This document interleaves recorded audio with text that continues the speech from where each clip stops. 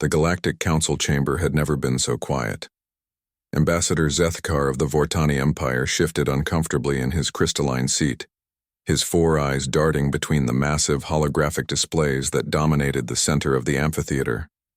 Around him, representatives from 47 different species sat in stunned silence, their various forms of breathing creating an oddly synchronized rhythm in the vast space.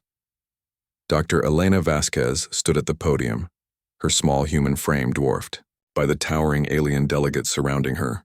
She had been invited to present humanity's military history as part of their application to join the Galactic Council, a routine procedure that typically involved showcasing a species' most glorious victories and noble conquests. What she had shown them instead had shattered something fundamental in the chamber. "The presentation is concluded," Dr. Vasquez said quietly, her voice carrying clearly through the chamber's acoustic design. "Are there any questions?" The silence stretched on.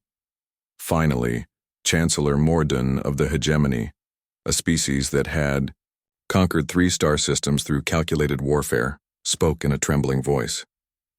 "Dr. Vasquez," the Chancellor began, his translator struggling with the emotion in his synthesized words. "Surely these records are exaggerated? Fictional accounts meant for entertainment?" Elena shook her head. "Every document, every image, every statistical analysis you've seen is verified historical fact. The numbers are conservative estimates, if anything." High Magistrate Kretha of the Dominion leaned forward, her bioluminescent patches flickering rapidly, a sign of extreme distress among her kind. 6 million of your own species, in organized camps in just 4 years? "The Holocaust was one of many genocides throughout our history," Elena replied matter-of-factly. "We have documented cases spanning millennia, across every continent, perpetrated by and against every ethnic group, religion, and nation. But the atomic weapons," whispered Ambassador Zethkar, his voice barely audible. "You use them against your own species. Twice. Against civilian populations. Hiroshima and Nagasaki, yes. Approximately 200,000 deaths combined, most of them non-combatants." Elena's clinical tone made the numbers somehow more horrifying. "We remain the only species to have used nuclear weapons in warfare, though we've built enough to destroy our planet several hundred times over." The Tribunal of Minds, a collective consciousness that served as the Council's judicial branch, spoke, in perfect unison. "Show us the Great War statistics again." Elena complied, and the holographic display filled with incomprehensible numbers.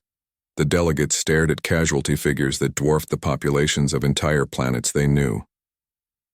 "World War I," Elena narrated. 16 million military and civilian deaths. We called it the Great War because we couldn't imagine anything worse." She paused, letting that sink in. 21 years later, World War II killed between 50 and 80 million people. We're still not certain of the exact number because entire populations simply disappeared. Elder Scythlan of the Consortium, whose species was known for their philosophical approach to conflict, spoke slowly.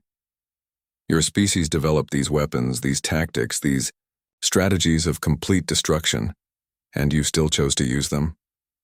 "Repeatedly," Elena confirmed. "We've been in a state of continuous warfare for most of our recorded history. At this moment, there are approximately 40 active armed conflicts on Earth. We consider this a relatively peaceful period." The chamber fell silent again. Elena could see the delegates struggling to process information that challenged everything they understood about intelligent life.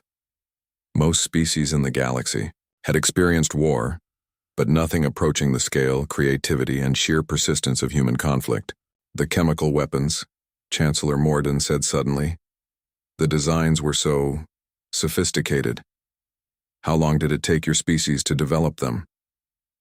"About 6 months after we encountered the first ones," Elena replied. "We're remarkably fast at adapting and improving warfare techniques. It's one of our defining characteristics." High Magistrate Kretha's patches had gone completely dark. The siege warfare, the tactics for starving entire cities, the systematic destruction of food supplies. You turned survival itself into a weapon. "We did. We also invented remarkable medical techniques to keep prisoners alive longer during interrogation, developed psychological warfare to break enemy morale, and created entire academic disciplines devoted to the study of efficient killing. Elena's voice remained steady. War drove most of our major innovations: medicine, engineering, communications, space travel, all accelerated by military applications. The tribunal spoke again. Yet you present these records willingly. Why? Elena straightened. Because you asked for our military history. This is who we are. We don't hide from it. But you're here, Elder Scythlon observed, seeking to join a council dedicated to peaceful cooperation. Yes. Why should we trust a species capable of such thoroughness in destruction? Elena looked around the chamber, meeting as many alien gazes as she could. Because we're also capable of this. A new hologram appeared, the Earth as seen from space, blue and green and beautiful. Despite everything I've shown you, we're still here. We've stared into the abyss of our own destructive potential and stepped back. We've built international laws, peace treaties, and humanitarian protections. We've learned to cooperate on a global scale. She gestured to herself. I'm standing here because our species chose to reach for the stars instead of destroy our own world. We've seen what we're capable of at our worst, and we've decided to be better. The voting commenced 3 days later. Elena waited in her quarters, aboard the human diplomatic vessel, staring out at the council station that housed representatives of nearly 50 different species. When the results came, they were unanimous, but not in the way anyone expected. The Galactic Council voted to formally end all warfare between member species, establishing the most comprehensive peace treaty in galactic history. The Vortani Empire immediately began dismantling their war fleets. The hegemony opened peace negotiations with their longtime enemies. Species that had been in conflict for centuries signed non-aggression pacts within days. The official announcement came from Chancellor Morden himself. After reviewing the human historical records, we have come to understand the true cost of warfare.